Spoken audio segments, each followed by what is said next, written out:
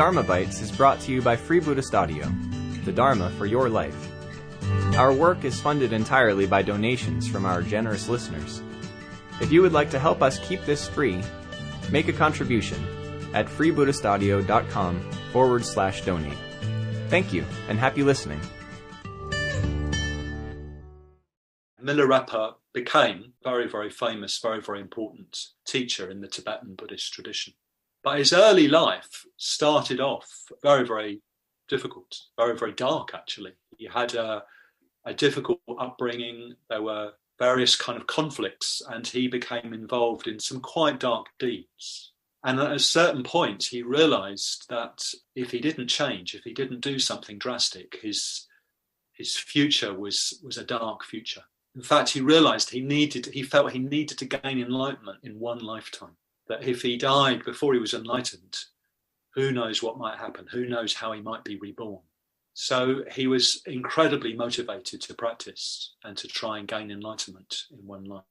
And he met a teacher called Marpa, who seemed to have a kind of feeling for Milarepa and a kind of feeling for what he needed. And there's a famous story about, in order to sort of purify Milarepa, he got him to build these big towers out of stone. And of course, this was the days before JCBs and cranes and all that kind of stuff. Milarepa had to do it all by hand. He had to kind of lug around these great bigs of stone and masonry and build a tower. Marpa told him, you must build this tower. Eventually, he did it. He built the tower, and Milarepa came out to have a look at it, and he said, no, sorry, it's in the wrong place. I think you need to take it down and actually needs to be built over there. Yeah. So Milarepa just had to start all over again. He had to take the whole thing down. He had to kind of lug the stones over to somewhere else and build the tower somewhere else. And then Marpa came out again and said, no, I'm sorry, it's not quite right. It needs to be about 3 inches to the left. And the same thing again. Yeah. So this kind of process of, he was sort of purifying Milarepa, I guess. He was just kind of getting something in Milarepa just to kind of give up, to surrender.